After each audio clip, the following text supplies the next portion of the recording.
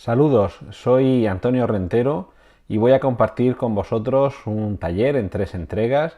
en el que intentaré ayudaros a conseguir unas buenas críticas cinematográficas de películas de ciencia ficción.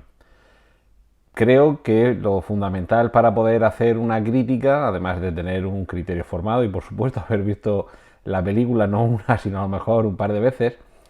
es conocer aquello que vamos a criticar. Es decir, no solo la película, sino en este caso tan concreto, que sería el género de ciencia ficción, conocer el género, conocer ejemplos anteriores. No vamos a dar por sentado que hemos visto todas las películas del género, pero sí unas cuantas. Y también conocer la narrativa en general y en concreto la narrativa de ciencia ficción. Es por esto que estas 3 sesiones de este taller he optado por dividirlas en un primer segmento, que es el de hoy, en el que vamos a conocer el género como sí, a comprender qué es la ciencia ficción y cómo se ha visto a lo largo del tiempo en el caso de las películas, sobre todo. El siguiente taller, la siguiente entrega del taller, he pensado que lo idóneo sería dedicarla a conocer cómo se narra, cómo se pone en imágenes de una forma muy resumida para que tengamos claro qué es la estructura, qué tipos de personajes hay, qué tipos de personajes podemos encontrar, y todo esto nos va a dotar de dos herramientas, de las dos bases necesarias para a partir de ahí poder hacer la crítica. Una vez que conocemos el género, que a continuación conocemos las herramientas narrativas en cuanto a esquema de la propia trama y también a tipos de personajes, a partir de ahí yo creo que tenemos una comprensión bastante amplia de aquello que vamos a criticar. Y ya, digamos, la parte más práctica, qué debe contener una crítica, eso es el contenido de la tercera entrega dentro de este taller. Es decir, primero conocemos el género, después cómo se cuenta y con qué personajes, con qué herramientas, y a partir de ahí ya tendríamos esa tercera parte que es de verdad, nos sentamos y qué debe contener una crítica. Me voy a dejar fuera algunos elementos que yo creo que exceden también un poco de este taller, como sería entrar en cuestiones demasiado técnicas a lo mejor, de que es un flashback, por ejemplo, que es algunas de estas técnicas, de estas herramientas, de estos términos, es posible que sí que los conozcamos y que no sé si serán tan determinantes a la hora de hacer una crítica, pero ya creo que exceden de lo que podría ser este taller. Ya digo, explicar qué es un flashback, contar en el presente algo que sucedió en el pasado, o qué es el planting y el payoff, que es colocar un elemento al principio de la narración para que tenga sentido al final. Básicamente no tiene sentido que al final Sharon Stone saque un picahielos debajo de la cama cuando faltan 7 minutos para que termine Instinto Básico, si antes, cuando llevábamos 5 minutos de película, no vimos cómo se caía un punzón o se guardaba un punzón debajo de la cama. En fin, este tipo de herramientas narrativas, de cuestiones, trucos, ayudas, creo que ya excedería de la labor de este taller. Así que, si os parece, además, si tenéis alguna duda, alguna consulta, cuando termine este taller, en el propio chat del canal de YouTube, vais a tener ahí un cauce donde poder dirigir consultas, dudas, preguntas, comentarios, y cuando termine esta charla, no dudéis que contestaré aquello en lo que sepa, aquello en lo que pueda. Y bueno, vamos a empezar. Yo creo que lo primero sería definir qué entendemos por ciencia ficción como género cinematográfico. También aclaro, me voy a referir a género cuando en realidad géneros, si acudimos a la acepción más clásica, son solamente la comedia, el drama y la tragedia. Pero al final dividimos o subdividimos en géneros o subgéneros. Un poco hablamos de terror, de ciencia ficción, fantasía, western. Vamos a dejar ahí el convenio que estos son, o la convención de que estos son territorios narrativos enmarcados dentro de un género y no le damos más vueltas. Vamos a admitir ciencia ficción como género. Y lo primero, me imagino que es lo que nos acude a todos a la mente. Hablamos de ciencia ficción cuando en una película hay unos elementos en los que hay una relación con una tecnología muy avanzada. Y de hecho, en ocasiones era una tecnología muy parecida a la que tenemos actualmente. En otros casos será muy aventurado ver hacia dónde va a evolucionar la tecnología actual, y en otros casos será, digamos, pura imaginación o pura fantasía,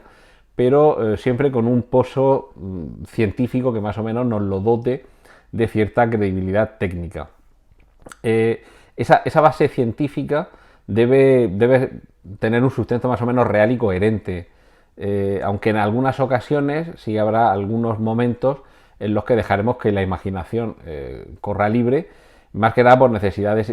incluso narrativas o para no hacerlo más complicado. De todos los Trekkies es conocido el motor de curvatura de Alcubierre. Como dicen en el podcast Radio Skylab, esta tecnología es magia. Es decir, realmente, como no existe ese motor de curvatura de Alcubierre, se inventan cómo funciona, pero de una forma muy resumida, muy somera, que puede tener una base científica muy remota, pero básicamente lo vamos a dejar ahí. ¿Cómo funciona el motor de Alcubierre, de curvatura de Alcubierre? Con magia. Pues eso. En ocasiones esa conexión con la ciencia ficción es muy sutil porque no entramos a discutir cómo funciona. En otros casos sí, en el caso, por ejemplo, las dos películas de Christopher Nolan, como pueda ser Tenet o como pueda ser Interestelar, hay una conexión más próxima con lo que ahora explicaremos que es la ciencia ficción hard, porque sí que trata el guionista de que haya un sustento que, si no es posible, al menos es plausible dentro de la tecnología, la técnica o el conocimiento científico que más o menos tenemos en esta época. Y aunque siempre va a haber un elemento que evidentemente por eso es ciencia ficción, porque no existe ya,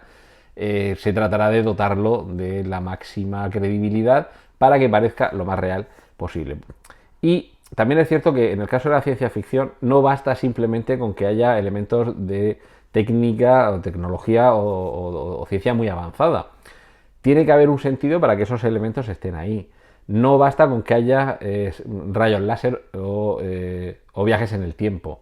Tiene que haber una fundamentación para que ese elemento de tecnología o de ciencia avanzada esté presente en esta narración. Y bueno, además,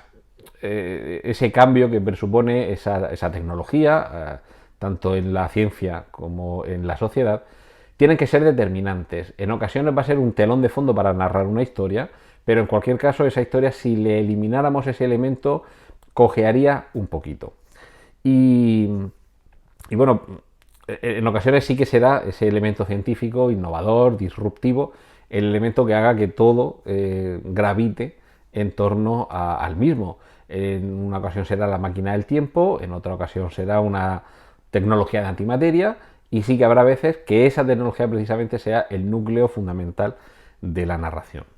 Me he referido antes a ciencia ficción hard, dura. Esto surge, digamos, sería la primera distinción que habría que hacer en los géneros de narrativa en general, literatura, cómic, pero bueno, hoy nos vamos a centrar en el cine. En el género cinematográfico de ciencia ficción habría esas, no sé si opciones, pero bueno, esas dos posibilidades, que sería la ciencia ficción hard o soft. La ciencia ficción hard es la que busca que el detalle de la ciencia que aparece o de la tecnología que aparece en esa película se parezca lo máximo posible a cómo es o cómo debería o cómo podría ser en la realidad. En el caso al que me he referido, de ese motor de curvatura de Alcubierre presente en Star Trek, pasa a ser ciencia ficción hard si en algún momento se nos explica de una forma lo más detallada posible. Lo que pasa es que en ese caso sí que es cierto que no es un elemento consustancial a la trama de Star Trek, sí que efectivamente sirve para viajar más lejos, más rápido, pero no es el núcleo esencial de la trama. Voy a poner dos ejemplos de películas que entrarían dentro de esa ficción, ciencia ficción hard. Uno de ellos sería Interestelar, en el sentido de que la parte que tiene que ver con los agujeros negros está expuesta de una manera bastante sesuda, digamos.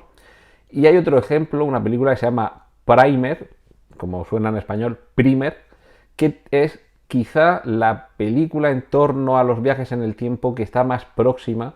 de la parte más teórica, por eso también más dura y más áspera, de cómo serían los viajes en el tiempo. Y desde luego olvidaos de un DeLorean o de una silla de mimbre con un círculo giratorio detrás, como en el Tiempos Humanos. Aquí estamos hablando de gente muy sesuda, la película además durita, en blanco y negro, con mucha terminología científica, de la que tienes que ver 2 y 3 y 4 veces y se te escapan todavía algunos detalles, pero realmente sería probablemente una aproximación muy realista al viaje en el tiempo. Y lo cierto es que como no tengas una cierta preparación y no estés bastante atento, es muy posible que te pierdas por toda la terminología, porque la base aquí, la aventura, en muchas ocasiones en las películas de ciencia ficción hard, la aventura es la parte más científica del conocimiento y no tanto el resultado. Es decir, por recurrir al caso de Regreso al Futuro, si nos centráramos más en cómo el doctor Emmett Brown desarrolla, después de esa iluminación de caerse y darse un golpe en la cabeza y de visualizar el condensador de flujo o de flujo, si nos centráramos más en contar cómo consiguió ponerlo en marcha, conectarlo, que funcionase, eso ya sería una ciencia ficción más hard. Por el contrario, nos vamos a la ciencia ficción soft si prescindimos de esa profundidad en el detalle científico. Por ejemplo, en cuanto,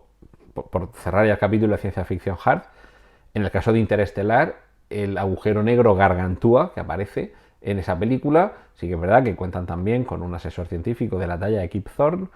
pero lo cierto es que el aspecto, la apariencia, resultó ser prácticamente idéntico a la primera imagen de un agujero negro que poco tiempo después, pocos años después, lograrían conseguir visualizar los astrónomos. Es decir, en ese sentido, en muchas ocasiones la ciencia ficción hard puede mentir muy bien o aproximarse muy bien a lo que en algún momento la ciencia o la tecnología pueden conseguir. Por contra, nos vamos a la ciencia ficción soft, blanda, en la que realmente la parte científica y tecnológica no busca un máximo de perfección o tratar de tener una apariencia de verosimilitud lo más cercana posible a cómo sería en realidad. En el caso de la ciencia ficción hard, todos esos avances, todo ese progreso científico y tecnológico se utiliza más como telón de fondo para poner ante el espectador las relaciones entre los personajes y los sentimientos que pueda haber entre ellos o cualquier historia que se desarrolle en un ámbito en el que la importancia no es tanto el elemento científico y tecnológico como que eso es un elemento más que ayuda a la trama. A continuación hay un tipo de clasificación que yo creo que este ya es un poquito más exhaustivo, que va un poco por temas, el tema de fondo que hay en algunas películas. El número total de esta clasificación un poco preliminar, que yo creo que más o menos cuenta con un cierto consenso entre los analistas, los estudiosos de la ciencia ficción, serían 7 tipos de temas genéricos. Y sí que es cierto que, como sucede en otros campos, hay ejemplos puros y ejemplos mixtos. Ahora voy a ir enumerándolos y explicando un poco cada uno de ellos, y sin duda descubriréis que hay alguna película que pueda poner como ejemplo que probablemente tenga también algún elemento de otro de estos temas en los que podemos subdividir o subclasificar el cine de ciencia ficción. En algunas ocasiones está muy claro que se encuadra dentro de un único tema, digamos, y hay otros que pueden ver elementos mezclados de ambos. Así, en primer lugar, podemos hablar de la ciencia ficción social, que es aquella, una de sus premisas es exponer la relevancia que tiene para el conjunto de la sociedad, específicamente en muchos casos sobre la libertad individual y en ocasiones también tiene que ver con componentes de clase o políticos, pero se ocupa mucho de la relevancia que tiene, la importancia que tiene en la sociedad como tal, ese elemento científico y tecnológico. Prima los aspectos éticos, los aspectos que tienen que ver con las relaciones entre distintos estamentos sociales y en principio se supone que es un tipo de ciencia ficción que va muy encaminado a generar una reflexión, una conciencia social del camino hacia el que se dirige el mundo y en ocasiones se puede decir que hay una cierta voluntad moralista en la trama, en la historia, en el guión, en la dirección, en el caso de una novela, en la voluntad del autor, ya digo, una especie de voluntad de crear conciencia social. En ocasiones sí que es cierto que existe detrás se está animando a la gente a que reflexione como empuje que pretende el autor de la obra, pero en otras ocasiones simplemente es un poco un barniz que se da por encima para vender mejor el tipo de obra que se pone ante nosotros. Así, algunos de los ejemplos que voy a poner a continuación, habría que a su vez subdividirlos en otros tipos de ciencia ficción social. Por un lado sería la utopía, por otro tendríamos la distopía y podemos cerrar también con la ucronía. Básicamente lo que se nos está planteando aquí es qué tipo de respuesta tiene la sociedad, la influencia de ese cambio que tiene que ver con la ciencia, con la tecnología, o cómo en la sociedad se opera un cambio y la ciencia y la tecnología sirven para mejorar o empeorar las condiciones. La utopía, en principio, pensamos en ese concepto como un estado con E minúscula, en el que todo es perfecto, se ha alcanzado un ideal. Esto procede de la obra homónima escrita por Tomás Moro en 1516, aunque realmente el significado de utopía es más bien un no lugar, un lugar que no existe, por referirse en la descripción de la obra a un país en el que todo, digamos, funcionaba a la perfección, pero realmente no se estaba refiriendo a ningún país real, a ningún territorio de nuestro mundo.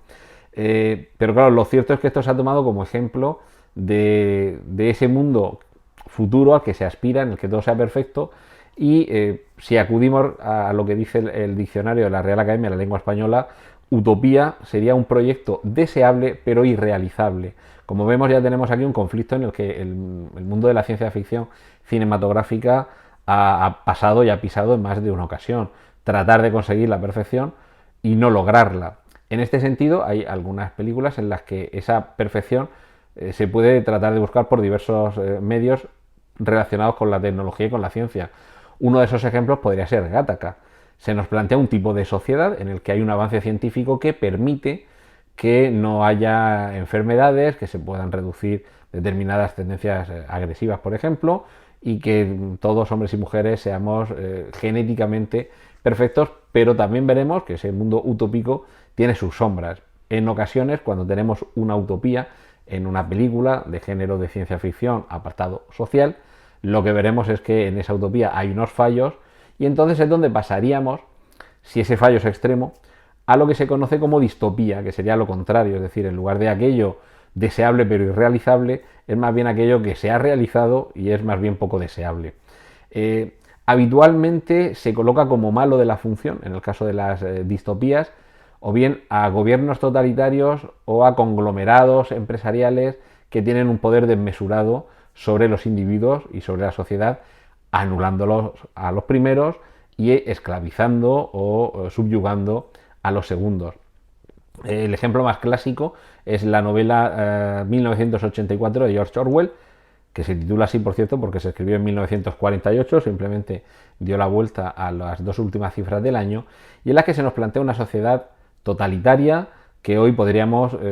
identificar con la Unión Soviética, por ejemplo, con la Alemania nazi, es decir, con momentos en los que las libertades individuales quedan anuladas y es el poder omnímodo del Estado el que hace y deshace e incluso programando mentalmente a la gente, diciéndole qué y cómo tienen que hacer, tienen que pensar, tienen que comer, relacionarse. Si te portas mal, terminas en la habitación 101 y en cualquier caso, incluso la historia se está reescribiendo constantemente, gracias al Ministerio de la Verdad, para que todo cuadre y también para que todo cuadre vamos nosotros a emparejar a la gente a través de la ingeniería social.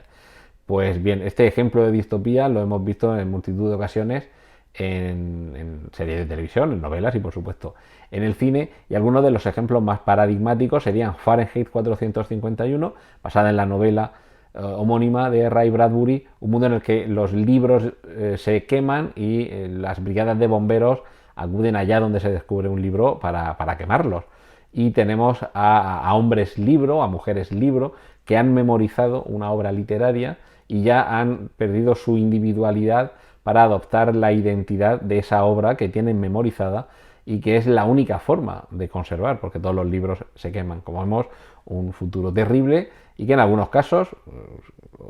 no voy a decir todos los días, pero bueno, con cierta frecuencia, ya vemos cómo se censuran comentarios, opiniones, ideas, y de momento todavía no se queman libros, pero todo llegará.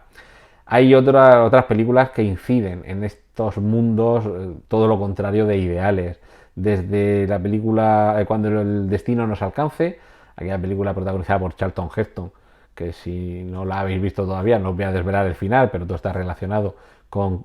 la comida, que en un mundo con superpoblación, cómo logramos que haya comida para todos. Ejemplos más recientes pueden ser V de Vendetta o Hijos de los Hombres, en donde vemos esas sociedades. En el caso de V de Vendetta quizá no tanto ciencia ficción, en el caso de esta película basada en un cómic de Alan Moore, no es tanto porque haya elementos de ciencia y tecnología muy avanzados,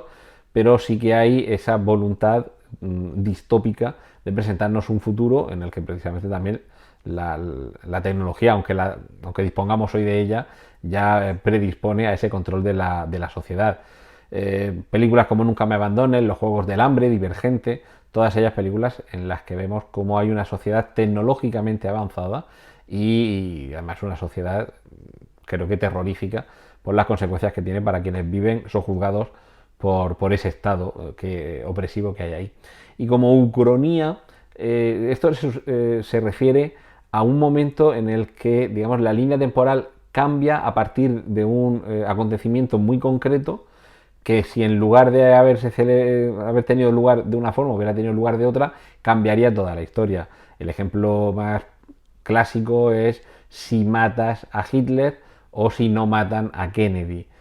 Tenemos en el caso de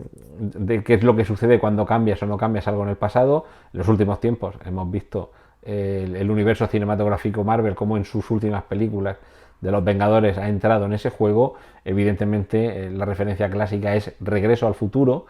y en televisión últimamente un ejemplo también sería El hombre en el castillo, basada en una novela de Philip K. Dick y que nos lleva a una Norteamérica donde la Segunda Guerra Mundial tuvo como ganadora la Alemania nazi, y Norteamérica o Estados Unidos está dividida en dos partes, una que pertenece a la Alemania nazi y otra a Japón. Entramos ahora en un siguiente tipo de clasificación de películas de ciencia ficción. Las películas post-apocalípticas, es decir, ha tenido lugar un apocalipsis y vemos las consecuencias en la sociedad de ese apocalipsis. Una gran catástrofe que puede ser de muchos tipos y que además va variando en función de los intereses o de las preocupaciones de la sociedad en distintos momentos históricos. Así, ese apocalipsis puede ser nuclear, puede ser químico, puede ser vírico, puede ser de origen de causas naturales, por una catástrofe medioambiental en la Tierra, por un meteorito que viene del espacio. Es decir, en cada momento Hollywood va pulsando qué es lo que le da miedo a la población para a partir de ahí crear un apocalipsis y concedernos la esperanza de que después de ese apocalipsis va a suceder algo. El problema es que ese algo puede ser todavía más terrible que el propio apocalipsis y uno desearía lo mejor que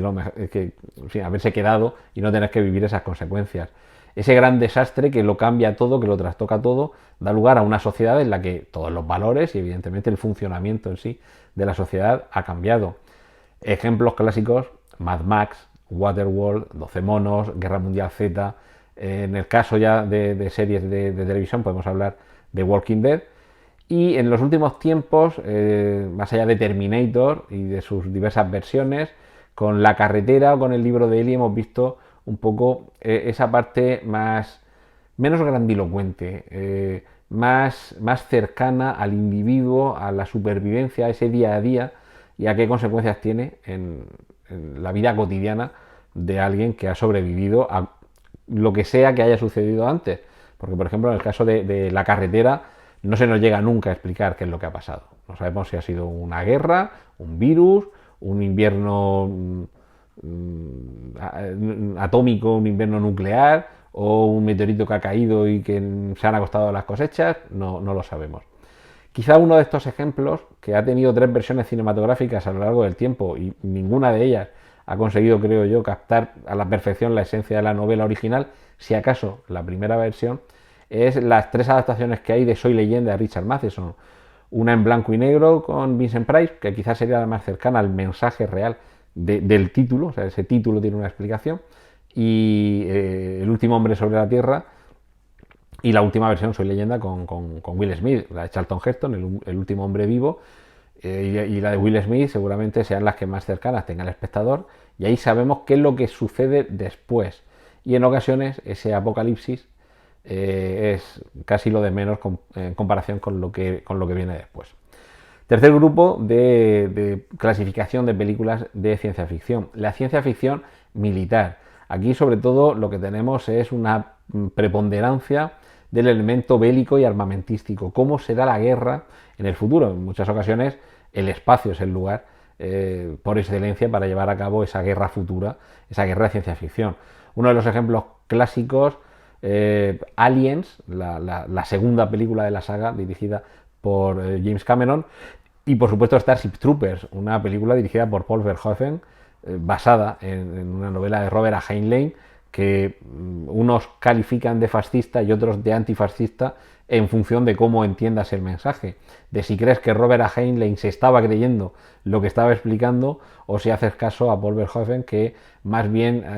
mete una sátira de todo ese mundo belicista. Por cierto, película de Starship Troopers, que los años han pasado por ella, o mejor dicho, han pasado los años, pero por ella parece que no han pasado los años, tanto en el terreno narrativo como en el terreno de los efectos especiales, unos efectos digitales que con más de 2 décadas a sus espaldas todavía hoy no se les puede poner un pero. Y con algún elemento añadido, ya digo que hoy íbamos a ver ejemplos que se saldrían de alguna de estas clasificaciones, por no ser ejemplos puros todos, el juego de Ender, una película en la que desde luego el enfrentamiento con otra raza invasora forma parte esencial. En este caso vemos el entrenamiento, no tanto la batalla, que solamente al final, pero sí vemos el entrenamiento descendiendo un poquito más a la categoría humana, porque no dejan de ser niños. Relacionado un poquito también con la parte militar del espacio, habría películas de ciencia ficción centradas en la colonización espacial. ¿Qué es lo que sucede cuando el hombre viaja a otro planeta para quedarse y para que se perpetúe allí su estancia, o qué es lo que pasa cuando vienen a nuestro planeta para quedarse aquí? Son los dos ejemplos. En el caso de cuando el hombre viaja fuera, Crónicas marcianas, Avatar, Pasajeros, las series, por ejemplo, están incidiendo mucho en esto, The Expanse, Raised by Wolves, y seguramente uno de los casos que yo creo que es el ejemplo perfecto de película de colonización espacial y con algunos elementos, por no decir todos, de ciencia ficción hard, sería Marte. Aquí en España el título era Marte, el título original, The Martian, basada en la novela recomendabilísima de Andy Weir y dirigida por Ridley Scott, protagonizada por Matt Damon, que por favor, que no te pierdas más Matt Damon, porque si hay que ir a rescatarte continuamente, Estados Unidos no va a ganar para pagar las pensiones. Ese sería el caso en el que nosotros vamos fuera y se nos está mostrando en esa película cómo sobrevivir lejos, fuera, y cómo generar una nueva vida estable en un planeta que no es el nuestro y que las condiciones suelen ser inhóspitas. Tenemos la otra versión, que es cuando vienen a colonizarnos a nosotros. El caso más palomitero podría ser Independence Day,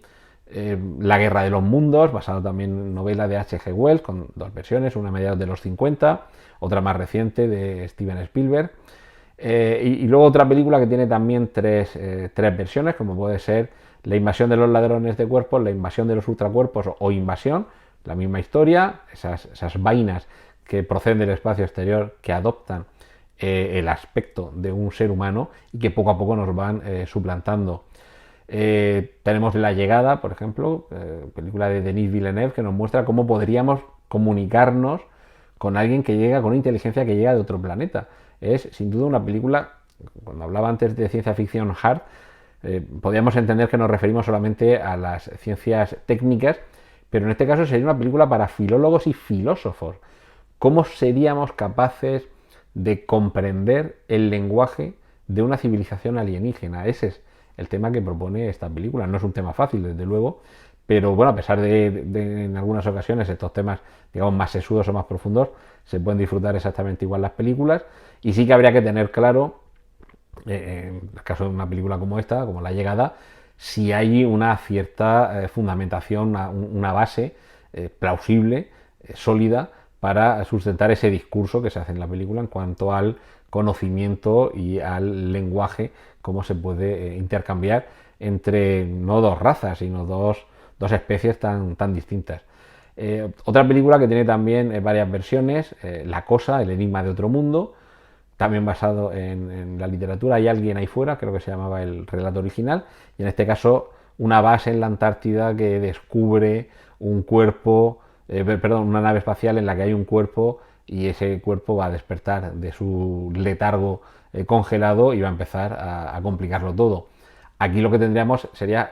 una película de ciencia ficción con elementos de terror o una película de terror con elementos de ciencia ficción. Por terminar con estas colonizaciones externas, el día de mañana, Aniquilación o El color que cayó del cielo. A continuación entro con otro tipo de clasificación que no siempre ha sido bien entendida, la space opera, la ópera espacial.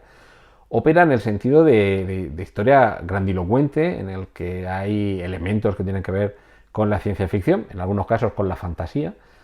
pero que sobre todo lo que tenemos son relaciones políticas, sentimentales, familiares, complejas. Básicamente sería un culebrón en el espacio. De hecho, a la hora de hablar de tipos de series televisivas, hay una de ellas que es la soap opera, ópera de jabón, que es aquella en la que las circunstancias son tan resbaladizas que la pastilla de jabón es imposible cogerla porque va saltando. El primo se lía con la cuñada que resulta que es la hija secreta de... Y todo esto por una relación de intereses para que podamos vender esta empresa. Dallas, Dinastía, Falcon Crest, todos estos culebrones, si lo trasladamos al espacio, básicamente tenemos Star Wars, tenemos Star Trek. Puede haber romance, puede haber aventura, pero al final tenemos ahí una mezcla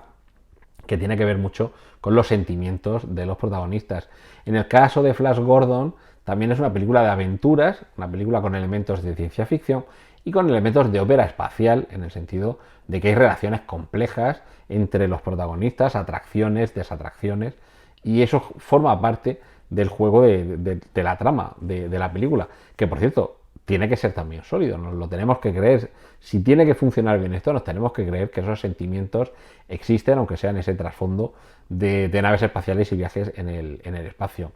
Battlestar Galactica, John Carter, la película John Carter basada en las novelas de John Carter de Marte, de Edgar Rice Burroughs, sería también a su manera aventura, un poquito menos de elementos de ciencia ficción, aunque también, pero básicamente son óperas espaciales.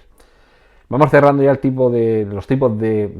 películas de ciencia ficción con el retrofuturismo. Aquí habría 4 tipos de películas: el steampunk, dieselpunk, cyberpunk y biopunk. Como veis, aquí la cuestión es mezclar todo lo que tiene que ver con elementos del pasado, con elementos del pasado más remoto o con elementos del futuro al que todavía no hemos llegado. Pero básicamente es cómo se mueve lo que tenemos ahí. Steampunk básicamente sería como morralla de vapor, en el sentido de que son narraciones que provienen sobre todo del campo de la literatura, en las que se nos plantea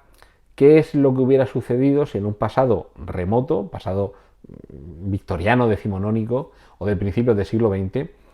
el vapor, es decir, antes de que se hubieran desarrollado los métodos más modernos de aprovechamiento de la energía, qué hubiera sucedido si el vapor hubiera servido para, por ejemplo,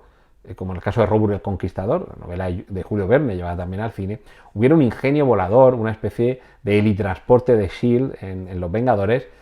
pero en los años 1800, finales de los 1800, principios de los 1900. Aquí la inspiración en Julio Verne sobre todo es fundamental, 20.000 leguas de viaje submarino, por ejemplo,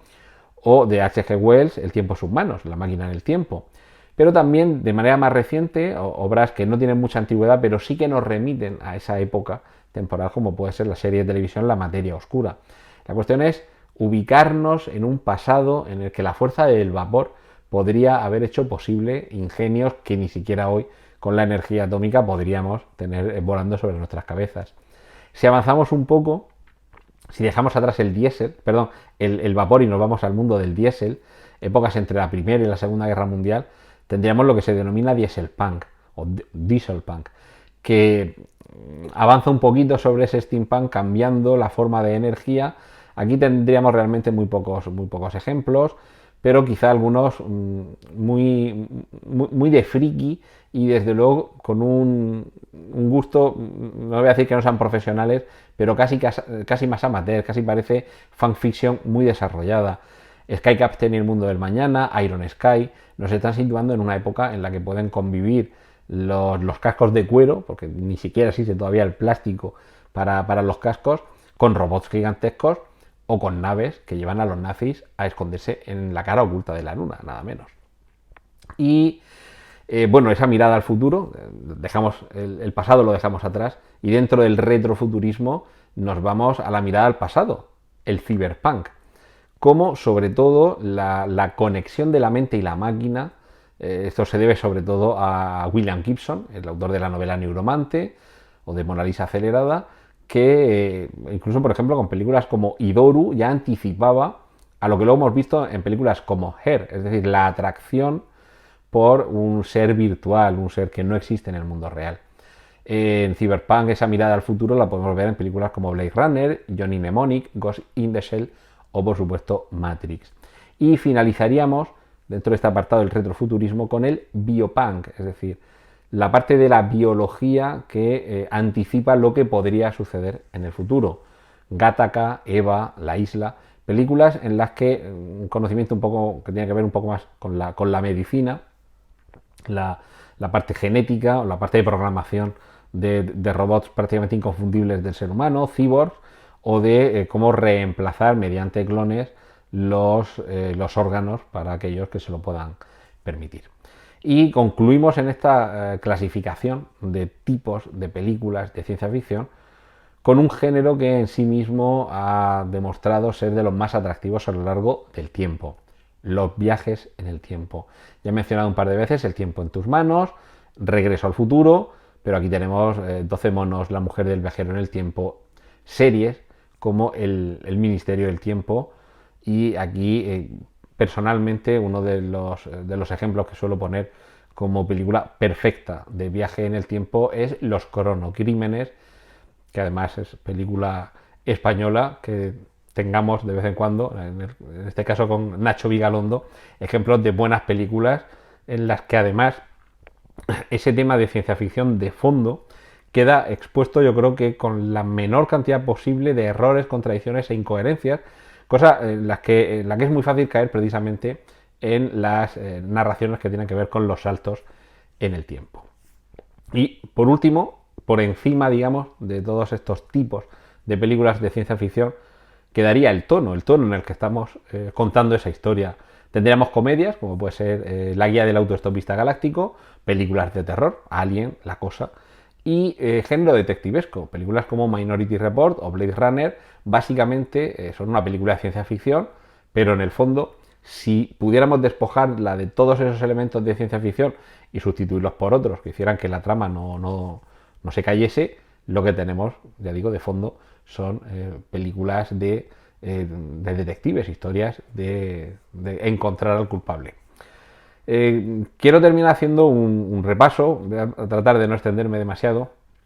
por algunas de las películas de ciencia ficción para que veamos cómo ha ido variando el tipo de película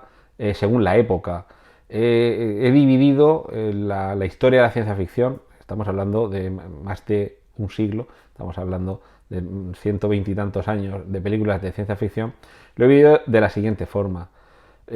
Por un lado, digamos una prehistoria, que empezaría con Georges Méliès y llegaría hasta el año 1950. Lo titulo así, prehistoria, porque es un poco los antecedentes de todo lo que vamos a ver después. En los años 1950-1970 yo creo que ahí es donde se sientan las bases del género, con una edad de oro y una edad de plata que ahora especificaré. Y entre los años 1970 y 1990 queda configurado el género de ciencia ficción, sobre todo porque yo esto lo he llamado la era del blockbuster, porque es cuando, no es que en los años previos la ciencia ficción no hiciera acudir en masa al público, pero es que a partir de esta época son las películas de ciencia ficción las que suelen tener más taquilla, ya que ha olvidado el western, el musical, el género de aventuras, el género romántico. Todo esto queda en el olvido y es el género de ciencia ficción el que logra hacerse con la mayor parte de la taquilla. Y en el último tramo del siglo XX, del año 1990 en adelante, yo ya ahí lo cifraría como la ciencia ficción, género de masas, que, en fin, ya en las últimas películas tampoco vamos a entrar en ellas, me voy a cerrar ahí, en el siglo XX, y por poner algunos ejemplos muy rápidos de estos periodos, en el caso de esa prehistoria, desde Georges Méliès hasta 1950, hablaríamos de El viaje a la luna, de Méliès, película francesa del año 1902. Hay ejemplos también de cine de este tipo en Rusia, como Aelita, Reina de Marte, la película del año 24, y sin duda uno de los ejemplos más populares y sobre todo más influyentes, porque hemos visto, incluso en El quinto elemento, por ejemplo, vemos cómo hay una inspiración en esta película, Metrópolis, de Fritz Lang, película alemana del año 26.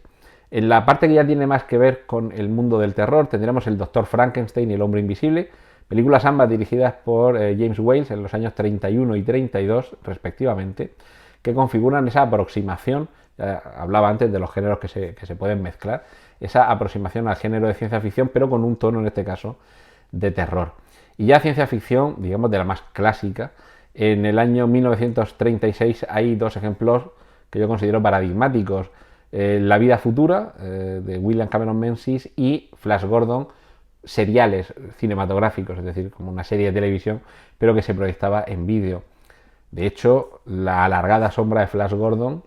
no del Flash Gordon de los años 80, sino del Flash Gordon de los seriales del año 36, llega hasta la Guerra de las Galaxias, incluso en esos títulos de crédito que se van perdiendo en el espacio, y en configurar la historia como una serie de capítulos. O sea, si la Guerra de las Galaxias episodio 4 se llama así, es un poco por esa coña de George Lucas de querer recuperar esos seriales de su infancia. Sentamos ya las bases del género entre los años 1950 y 1970.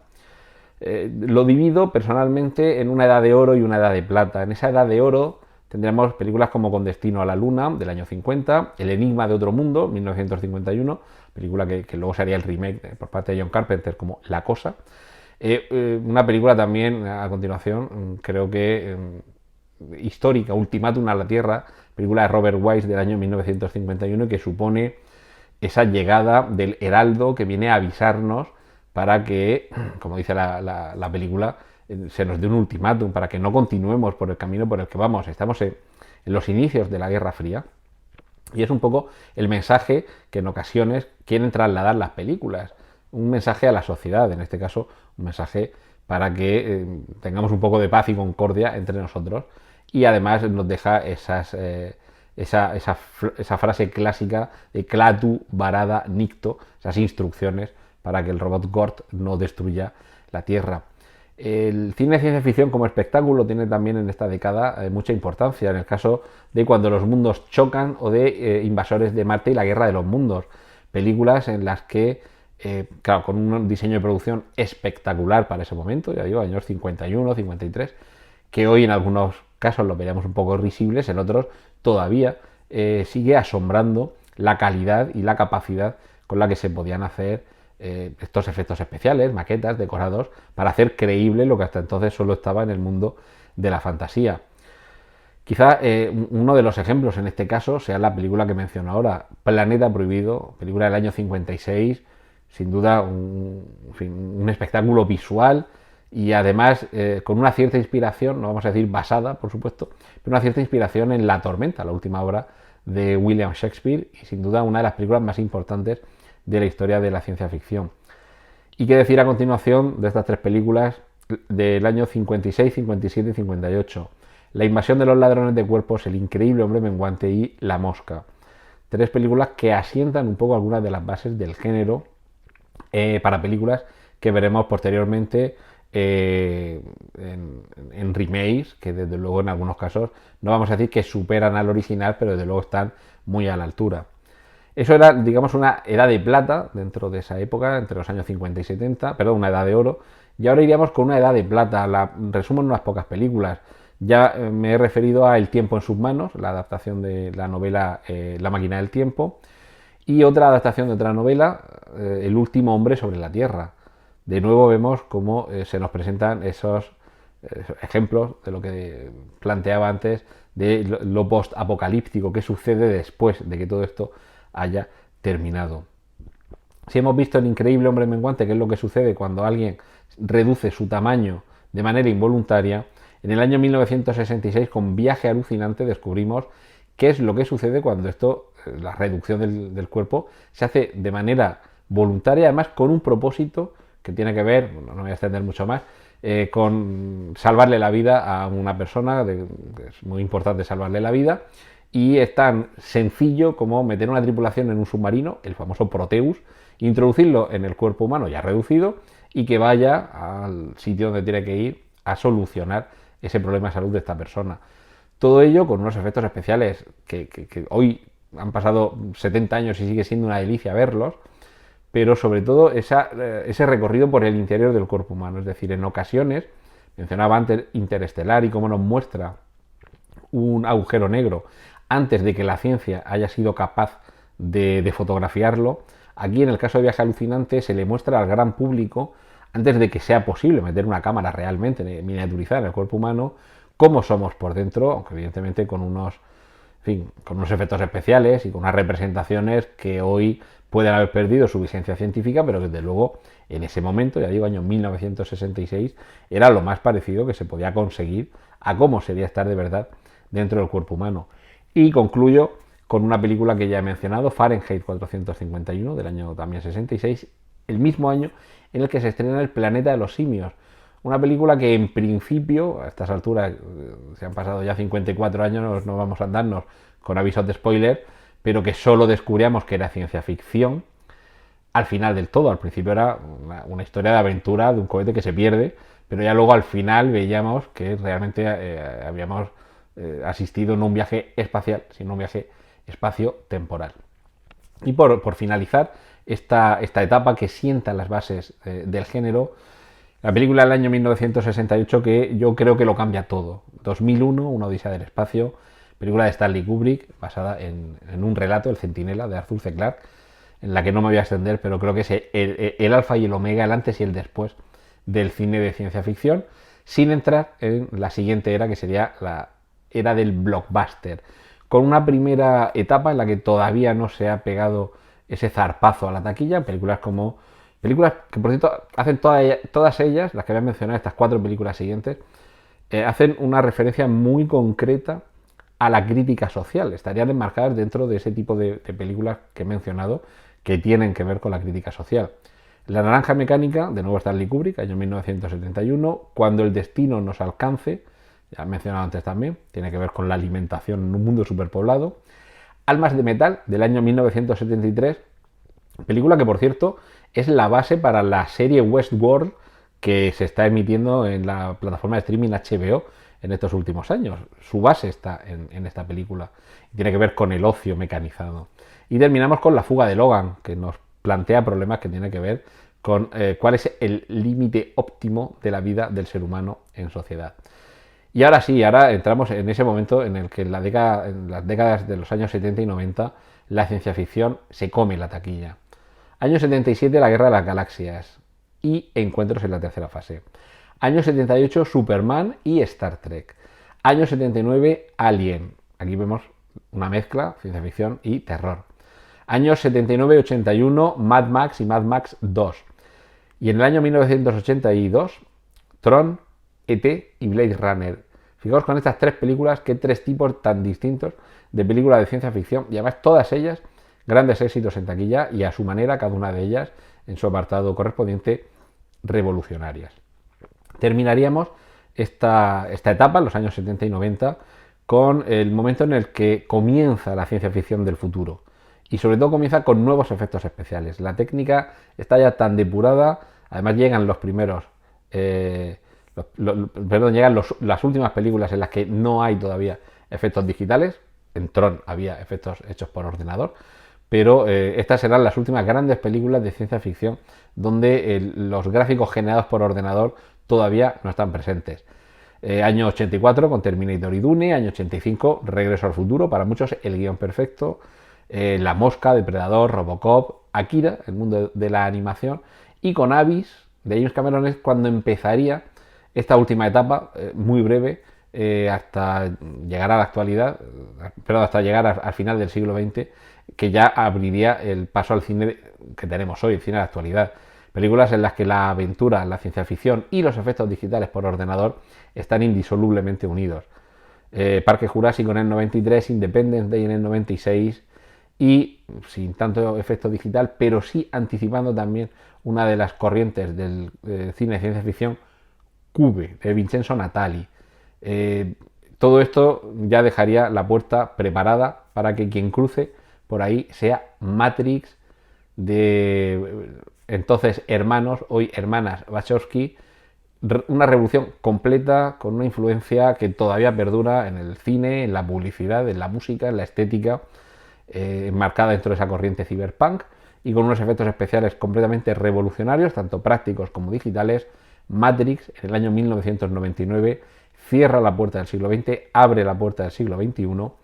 y con todas estas películas, con este resumen, me puedo haber dejado alguna en el tintero, tampoco era cuestión de estar aquí una hora soltando una lista interminable de películas, pero sí creo que son las películas que, viéndolas, conociéndolas, nos permiten tener formado un criterio en torno a cómo han sido las películas de ciencia ficción, qué han supuesto para la sociedad en su momento y qué recepción han tenido en la crítica. Porque muy pocas de estas películas recibieron en su momento críticas que las vapulearan. Digo muy pocas, no ninguna, porque hay algunos casos, como puede ser Blade Runner, que en su momento la crítica se ensañó con ellas y terminaron convertidas en unos clásicos de culto. Entonces creo, y quiero terminar con esto, este primer bloque de este taller, que aunque hayamos visto todas estas películas y otras muchas más, y lo he dejado en Matrix en el 99 para cerrar ahí, digamos, una etapa histórica, ya por no hablar de las películas, digamos, de hoy día, aunque algunas tengan ya 20 años. Pero fijaros que no me he metido todavía ni con el universo Marvel, ni con las precuelas de la Guerra de las Galaxias, lo hemos dejado ahí. Pero creo que de todas estas películas de las que he enumerado y en la clasificación que he hecho, hay suficientes títulos para darse cuenta de que, salvo casos muy excepcionales, todas ellas desde el primer momento tuvieron un cierto éxito de público y un cierto éxito de crítica, y son, creo, las películas en las que tenemos que fijarnos para construir la base sobre la que ser capaces de generar una crítica con una cierta fundamentación. Es decir, ahí tenemos una serie de películas que, ya digo, salvo casos muy puntuales, la crítica no las despreció y el público no las desdeñó. Y ahí hay muchos elementos para ver qué es lo que funciona en una película y qué es lo que no funciona, y qué elementos son los que se debe criticar, tanto positiva como negativamente. Creo que en esta primera parte de este taller, espero por lo menos haberos trasladado una idea de qué es el género, de cuáles son los ejemplos fundamentales y qué tipo de subgéneros nos podemos encontrar, cómo puede ser la existencia de géneros mixtos o de películas que pisan en varios géneros al mismo tiempo, y a partir de ahí comenzar a tener nuestro propio criterio sobre qué nos está contando esta película y si nos lo está contando bien, porque ya podríamos saber dentro de qué la enmarcamos y con qué podemos comparar, porque esto también es muy importante. En muchas ocasiones la crítica se va a referir a algo que ya había pasado antes y ver si falla, o nos están contando lo mismo o se está introduciendo alguna novedad. Por delante, espero que os interese, tenemos la segunda parte del taller mañana, en la que lo que voy a tratar de transmitiros es qué se narra, cómo se narra, la estructura narrativa, los tipos de personajes y cómo se aplica esto en la ciencia ficción. Porque ya creo que podemos tener un criterio para tratar de hacer una crítica sobre una película en base al conocimiento de ese género, pero ahora tenemos que saber también si esta historia me la están contando bien, si es coherente, los personajes son creíbles, si la trama realmente me lleva a algún sitio o aquí estamos sin rumbo, y sobre todo si hay una solidez dentro de todo ese edificio que es la película que tenemos delante y sobre la que tenemos que trabajar nuestra crítica. Ya digo, os espero en la siguiente entrega de este taller y muchas gracias por haber llegado hasta aquí. Un saludo de Antonio Rentero.